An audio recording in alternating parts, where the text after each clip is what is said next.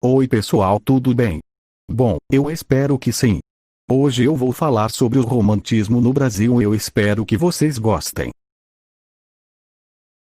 Poesia romântica brasileira. A poesia romântica brasileira é aquela que foi produzida durante o período do romantismo no Brasil. Além da prosa, nesse período teve destaque a poesia romântica.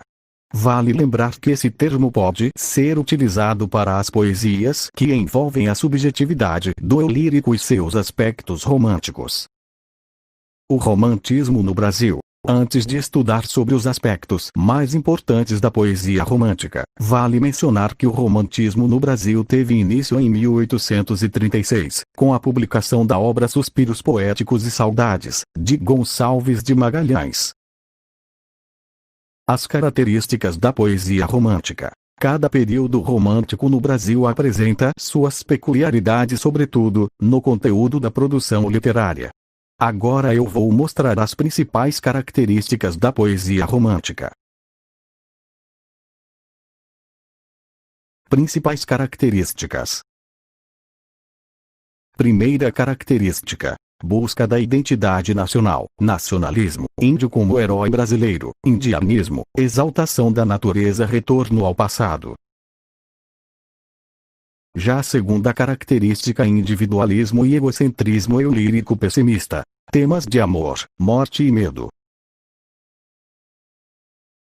E a terceira característica é a poesia social e libertária, erotismo e pecado, negação do amor platônico.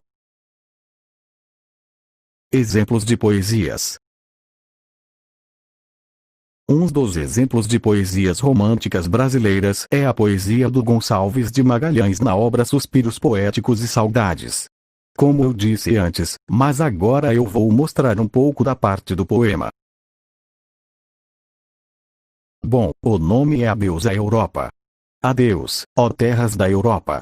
Adeus, França, adeus, Paris. Volto a ver terras da pátria, vou morrer no meu país. Qual ave errante, sem ninho, oculto peregrinando, visitei vossas cidades, sempre na pátria pensando. De saudade consumido, dos velhos pais tão distante, gotas de feu azedavam o meu mais suave instante. Principais poetas do romantismo brasileiro. Manoel Antônio Álvares de Azevedo, mais como conhecido como Álvares de Azevedo, nasceu em São Paulo, província de São Paulo, Império do Brasil, 12 de setembro de 1831, e faleceu no Rio de Janeiro, Império do Brasil, 25 de abril de 1852, foi um escritor da segunda geração romântica, ultrarromântica, byroniana ou mal do século, contista, dramaturgo, poeta e ensaísta brasileiro, autor de Noite na Taverna. Álvares de Azevedo passou a infância no Rio de Janeiro, onde iniciou seus estudos. Voltou a São Paulo, em 1847, para estudar na Faculdade de Direito do Largo de São Francisco, onde, desde logo, ganhou fama por brilhantes e precoces produções literárias. Destacou-se pela facilidade de aprender línguas e pelo espírito jovial e sentimental. Não concluiu o curso, pois foi acometido de uma tuberculose pulmonar nas férias de 1851 e 52, a qual foi agravada por um tumor na fossa ilíaca, ocasionado por uma queda de cavalo, falecendo aos 20 anos. Bernardo Guimarães. Bernardo Joaquim da Silva Guimarães, magistrado, jornalista, professor, romancista e poeta, nasceu em Ouro Preto, Minas Gerais, em 15 de agosto de 1825, e faleceu na mesma cidade, em 10 de março de 1884. É o patrono da cadeira N5 da Academia Brasileira de Letras, por escolha de Raimundo Correia. Era filho de Joaquim da Silva Guimarães e Constança Beatriz de Oliveira. Dos 4 aos 16 anos viveu em Uberaba e Campo Belo, impregnando-se das paisagens que mais tarde descreveria em seus romances e em alguns poemas. Antes dos 17 estava de volta a Ouro Preto, onde terminou os preparatórios. Tem-se como certa a sua participação, em 1842, na Revolução Liberal. Extinta a cadeira, Bernardo Guimarães viu-se, já casado, sem colocação. Entre 1869 e 1872 escreveu várias obras.